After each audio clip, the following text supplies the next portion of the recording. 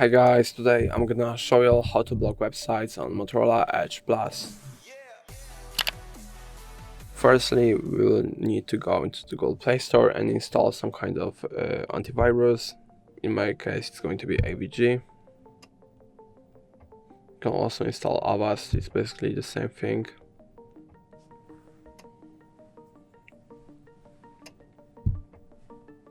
Now open the app, get started, close, let's just skip all of the ads. Alright, now we can go into Explore, Web Shield, block or allow websites, blocked, add website. Okay, add a website, and now make sure that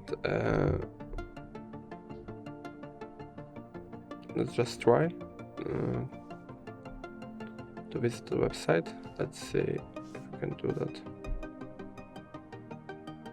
Yeah, we can. So we have to go back here, switch it on, open settings, got it, AVG, enable, allow.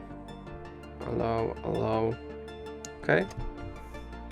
Now do we need something more? No, I think that's going to be all. We can also maybe let's try this. Does it work now? Yeah, as you can see, blocked website detected, and that's going to be all. If it helped you, please leave a like and subscribe, and if you have more questions, let us know in the comments.